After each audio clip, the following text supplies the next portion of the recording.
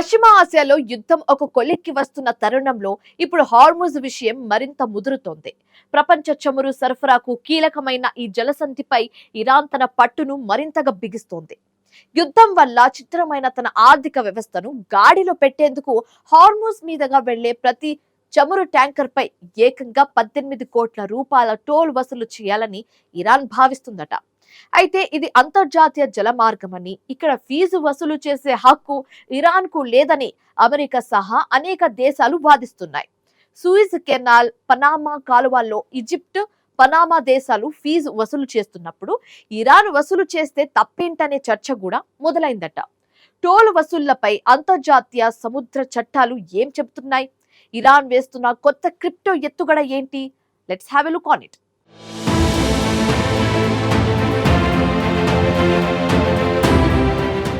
పశ్చిమాసియా ఘర్షణలు తీవ్రతరమవుతున్న నేపథ్యంలో హార్ముజ్ జలసంధి ప్రపంచ దృష్టిని ఆకర్షించింది.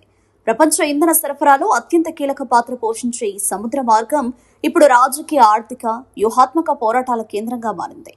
ఇటీవలి కాల్పుల విరమణ చర్చల్లో కూడా ఇరాన్ ప్రధానంగా హార్ముజ్ నియంత్రణను ప్రస్తావిస్తోంది. దీంతో ఇప్పుడు ఈ జలసంధి ప్రాధాన్యత సంతరించుకుంది.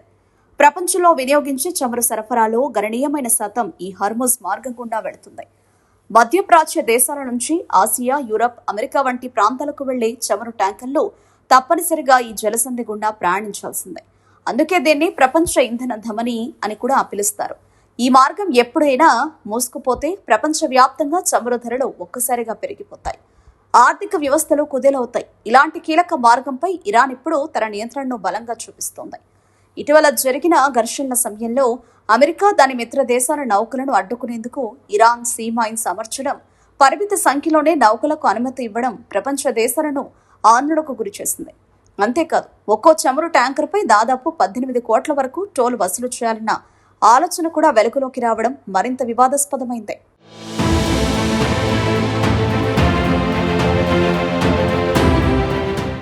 ఈ జలసంధి తమ సరిహద్దుల సమీపంలో ఉన్నందున దాని భద్రత, నిర్వహణ కోసం రుజుము వసూలు చేయడం తప్పు కాదని ఇరాన్ వాదిస్తోంది. అంతేకాదు, ఈ టోల్ ద్వారా వచ్చే ఆదాయాన్ని దేశ పునర్నిర్మాణానికి వినియోగిస్తామని కూడా ప్రకటించింది. కొంతమంది అధికారులైతే క్రిప్టో కరెన్సీ రూపంలో కూడా ఈ రుసుము వసూలు చేసే అవకాశాన్ని పరిశీలిస్తున్నట్లు సంకేతాలు ఇచ్చారు.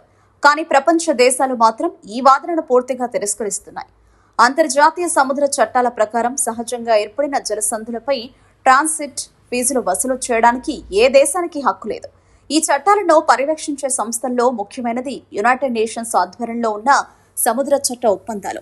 అంతర్జాతీయ వాణిజ్యానికి కీలకమైన జలమార్గాల్లో ఫ్రీడమ్ ఆఫ్ నావిగేషన్ అనే సూత్రం అమల్లో ఉంటుంది. ఏ దేశం కూడా ఇతర దేశాల నౌకల రాకపోకలను అడ్డుకోవడం లేదా వాటిపై నేరుగా పన్నులు విధించడం చేయకూడదు. అయితే ఇక్కడ జలసంధి, కాలువ మధ్య తేడా ఉంది. హార్ముజ్ వంటి జలసంధులు సహజంగా ఏర్పడతాయి, కానీ సూయిజ్ కెనాల్, పనామా కెనాల్ వంటి కాలువలు మనుషులు తవ్వి నిర్మించినవి. అందుకే కాలువల ద్వారా వెళ్లే నౌకలపై సంబంధిత దేశాలు రుసుము వసూలు చేయడానికి అంతర్జాతీయ చట్టాలు అనుమతిస్తాయి.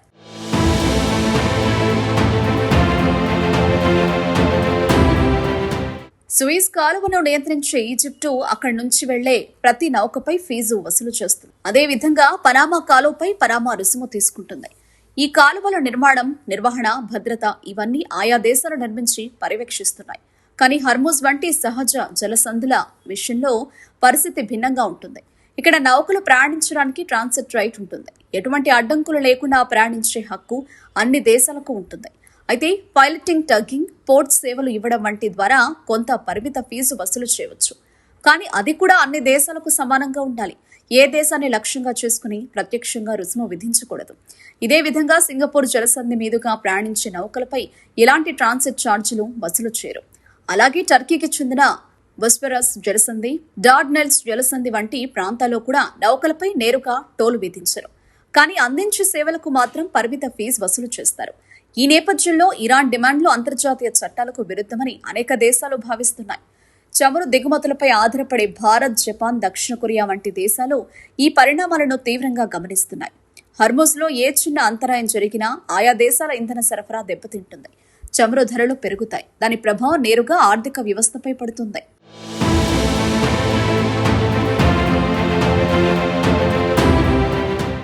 మరోవైపు ఇరాన్ కూడా తన వ్యూహాన్ని స్పష్టంగా అమలు చేస్తోంది. యుద్ధం ఒక కొలిక్కి వచ్చినా హర్మోజ్ పై తన పట్టును వదులుకునే ఉద్దేశం కనిపించడం లేదు. ఇది కేవలం భద్రతా అంశం మాత్రమే కాదు, ఆర్థిక రాజకీయ ఒత్తిడి సాధనంగా కూడా ఉపయోగించాలన్న లక్ష్యం ఉన్నట్లు విశ్లేషకులు భావిస్తున్నారు.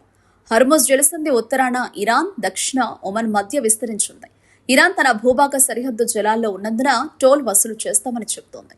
కానీ ఒమన్ మాత్రం ఎలాంటి ఫీజులు అడగడం లేదు. హర్మోజ్ జలసంధి నుంచి ప్రపంచ చమురు రవాణాలో 5వ వంతు సాగుతుంది. ఇక్కడ గనుక టోల్ విధిస్తే ప్రపంచవ్యాప్తంగా పెట్రోల్, డీజిల్ ధరలు రెట్టింపయ్యే ప్రమాదం ఉంది. ఒకవేళ ఇరాన్ పంతనెక్కి టోల్ వసూలు చేస్తే అది భారత్ వంటి దిగుమతి దేశాల ఆర్థిక వ్యవస్థలపై పెనుభారాన్ని మోపుతుంది. మొత్తానికి హర్మోజ్ జలసంధి ఇప్పుడు కేవలం రవాణా మార్గమే కాదు, ఒక భారీ దౌత్య యుద్ధానికి వేదికైంది. ఇరాన్ డిమాండ్లకు ప్రపంచ దేశాలు లొంగుతాయా, లేక అంతర్జాతీయ చట్టాల ప్రకారం ఇరాన్ తన పట్టును వదులుకోవాల్సి వస్తుందా అన్నది వేచి చూడాలి. ఈ టోల్ సమరం ఎటు దారి తీస్తుందో కాలమే నిర్ణయించాలి.